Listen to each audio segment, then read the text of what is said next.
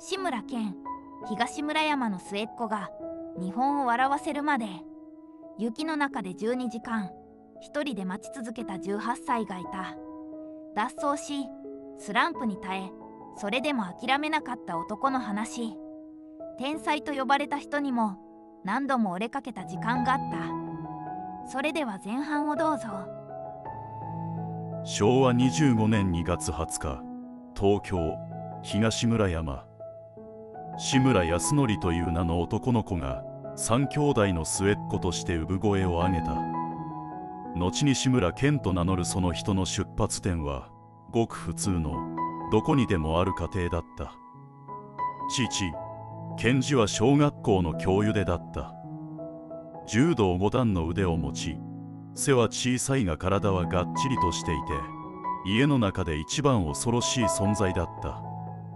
礼儀としつけに厳しく、冗談が通じない。笑いとは無縁の空気が家の中に満ちていた。そんな父とは正反対に、母和子は踊りや芸事が好きな明るい気質の人だった。志村は後年、自分は母の性格を受け継いだと語っている。人を笑わせることへの本能はこの母から受け継いだものだったのだろう。少年時代の志村が夢中になったのはテレビの中のコメディアンたちだった。クレイジーキャッツの植木仁、コント55号、そしてザ・ドリフターズ。画面の向こうで人々を笑わせる男たちに目を奪われていた。勉強には身が入らなかったが、笑いに関しては人一倍敏感な少年だった。しかし家族の中にやがて静かな変化が忍び込んでくる。志村が12歳だった昭和37年、父健二が自宅前で交通事故に遭った。最初は大事には至らないように見えた。ところが事故から3年が経ったある日、志村が書斎に父を呼びに行くと、父は息子に向かってこう言った。どちら様ですか。脳内出血による記憶喪失だった。それ以降、父は判断力を少しずつ失い、やがて外を徘徊するようになっていった。志村が芸の道を本気で考え始めた頃、父はもうほとんど何もわからない状態になっていた。厳しすぎた父が気がつけばそこにいなくなっていた。母の後押しを受けながら志村は芸人になることを決めていった。もう父が反対することはなかった。高校生になった志村はどの世界に入るかを真剣に考えた。ゆりとおる、コント55号、そしてドリフターズ、候補を絞り込み、まず高校2年の時、ゆりとおるに弟子入りを志願した。しかし、大学に行ったら気が変わる、と言われ、あっさり断られた。だが、この断り文句が、逆に志村の腹を決めさせた。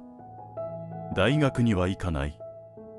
高校を出たら、すぐに芸の世界に飛び込む、そう決めた。目指す先は、ドリフターズ。碇谷長介のもとへ行くと決めた。昭和43年2月、高校卒業を目前にした18歳の志村は、芸能雑誌の名鑑で碇谷の自宅住所を調べ、新宿駅から1時間かけて歩いて、その家を探し当てた。訪ねた日は、雪の降る寒い夜だった。碇谷はまだ帰っていなかった。志村は玄関の前に立ったまま、待ち続けた。1時間、2時間、それでも帰ってこない。気がつけば12時間が過ぎていた。震えながら、それでも動かなかった。ようやく帰宅した碇谷に、志村は弟子入りを頼み込んだ。迷惑だから帰れ、と怒鳴られても、動かなかった。何でもしますから弟子にしてください、と食い下がり続けた。根性を買った碇谷は、付き人が辞めて欠員が出たら連絡する、という条件で仮採用を告げた。1週間後、呼び出しが来た。場所は後楽園ホールだった。正式採用を告げられた志村は、では卒業したら来ますと答えた。するといかりやは言った。バーカ、明日から来るんだよと。翌日から志村けんの付き人生活が始まった。荷物を運び、準備をし、先輩の世話をする。ゲートはまるで関係のない雑用が続いた。いかりやは厳しかった。お前なんかいなかっぺじゃねえかと厳しい言葉を浴びせることもあった。付き人仲間の証言によれば、楽屋では「怒りやなんかバカ野郎」と口走っていたという。表向きは従いながら内側では反発していた。それが若い頃の志村けんだった。そしてある日、志村は突然ドリフを脱走した。本人の著書では社会勉強のための休養と書かれている。だが実際には1年以上ドリフの元を離れることになった。脱走後、志村は別の付き人と組んでマックボンボンというお笑いコンビを結成する。日本テレビの番組にも出演したが人気は出なかった。2年余りで解散し、志村は行き場を失った。そこに手を差し伸べたのが加藤茶だった。加藤は口利きをして志村をドリフに戻してやった。戻ってきた志村は加藤の付き人として加藤の家に居候しながら再出発した。脱走という失敗があり、それでも戻ってきた。この時点で志村の覚悟は最初とは別のものになっていたはずだ。昭和48年12月、志村は見習いという肩書きでドリフに正式加入し、芸名を志村けんに改めた。全員集合のオープニングテロップには見習いの文字が入ったままだった。そしてこの年の暮れ、父健二が54歳で亡くなった。志村はテレビの収録直前、母和子から電話で一報を受けた。駆けつけたものの後に顔を見ることができなかったと語っている。その父が亡くなったのは息子がようやく芸人として踏み出したまさにその年だった。翌年1974年3月31日、荒井注がドリフを脱退した。後任の人選でいかりやは自分と同年代の豊岡豊や別の付き人の昇格も検討していた。志村ではない候補がいかりやの頭の中にはあった。しかしここでも加藤茶が動いた。志村で行こうと強く押したのは加藤だった。昭和49年4月1日、志村けんは24歳でザ・ドリフターズの正式メンバーとなった。雪の夜に12時間待ち続けてから6年が経っていた。しかし正式メンバーになったからといってすぐに笑いが取れたわけではない。最初の2年間、志村は深いスランプに苦しんだ。ギャグがウケない。舞台に立っても客席が湧かない。先輩たちが笑いを取るたびに自分の居場所がどこにあるのかを問い続けた。それでも舞台に立ち続けた。楽屋では先輩たちの動きを目で追い、客席のどこで笑いが起きるかを体で覚えていった。言葉で教わったのではなく、舞台の空気そのものを自分の体に刻んでいった。そしてスランプから2年が経った昭和51年、転機が訪れた。8時だよ、全員集合の人気コーナー、少年少女合唱隊で志村がある曲をアレンジして披露した。それが東村山音頭だった。もともとこの曲は昭和36年に地元東村山の農業協同組合が中心となって作り、三橋道屋らが歌唱した地域の民謡だった。志村はその曲をコミカルにアレンジし、全国放送の舞台で披露した。独特の節回しで東村山の名を繰り返すと客席が沸いた。子供たちは翌朝には口ずさんでいた。誰も注目していなかった小さな町の名前が一夜にして日本中に知れ渡った。レコードとして発売もされ、志村けんという名前が全国に広まっていった。6年間の付き人、脱走、スランプ、それだけのものを背負って手にした最初の大きな手応えだった。志村けん、この時26歳。東村山の末っ子がようやく日本の笑いの中心にその足を踏み入れた瞬間だった。碇谷長介を12時間待ち、脱走し、スランプに耐えてようやくここに立った。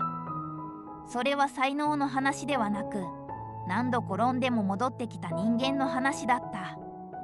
後半は志村けんが自分だけの笑いを作り上げていくもう一つの物語へ続く。東村山音頭のヒットから数年が経ち、8時だよ全員集合は全盛期を迎えていた。最高視聴率 50.5%、 放送回数803回、放送期間16年、後にそう記録されるお化け番組のまさに中心に志村けんがいた。土曜日の夜、日本中の茶の間が同じ笑いで揺れていた。そんな時代が確かにあった。しかし志村はブレイクした後も舞台裏では一切手を抜かなかった。付き人兼ドライバーを務めた人物の証言によれば、コントのセットをチェックするとき、冷蔵庫やゴミ箱の中に何が入っているかまで確認していたという。ネタ会議は6時間に及ぶこともあった。リハーサルでは舞台監督や大道具に怒鳴り声が飛ぶのは日常茶飯事で、カメラマンの撮り方に納得がいかなければ細かくカメラワークを伝えることもあったという。構成作家が自信作を10本持ち込んでも採用されるのは1本あるかないか。作家殺しと呼ばれるほどネタ選びは厳しかった。それだけの厳しさを志村は自分自身にも向けていた。志村はこんな言葉を残している。非常識なことをするためにはまず常識を知らなきゃいけないんだよと。笑いは常識という基本線をひっくり返すところで成り立っている。その哲学が彼のコントの土台にあった。志村は裸になるにも理由が必要だと語っている。ただ脱げば下品になる。なぜ裸になるのか、その理由があって初めて笑いになる。そんな考えだった。笑いに見えて実は緻密に計算されていた。それが志村けんのコントだった。では志村はなぜそこまで笑いにこだわったのか。本人は著書の中でその原点をこう語っている。とにかく面白いコントを作りたいと思わせた最大の要因はやっぱり育ってきた家の中の暗さにあったんじゃないかなと。厳格な父がいる。笑いとは遠い家だった。その瞬間、家の中がパッと明るくなるのが嬉しくてね。ああ、笑いの力ってすごいんだなって志村はそう振り返っている。あの暗い家の食卓が全ての出発点だった。一方、この頃から志村と碇谷長介の間に少しずつ亀裂が走り始めていた。きっかけの一つは報酬の配分だった。志村は後にこう語っている。渡辺プロにいる頃は仲良かった。でもドリフターズ事務所を作ったら配分が変わってきた。それ聞いたら俺たち何ももらってないじゃんってなっちゃったんだよねと。そこに笑いの方向性をめぐる対立が重なっていった。碇谷は全員集合時代のテイストを守ろうとした。志村はもっと動きのある新しいネタがやりたいと主張するようになった。どちらも正しかった。しかしそれが2人の溝を深めた。昭和60年、1985年、8時だよ全員集合が16年間の放送に幕を下ろした。裏番組との視聴率争いや時代の変化の中で番組は幕を閉じた。時代の変化の中で幕を閉じたその番組は、志村が正式メンバーになってから11年間、彼の青春そのものだった。翌昭和61年、1986年、全員集合の後継として加藤茶と組んだ加トちゃんケンちゃんご機嫌テレビがスタートした。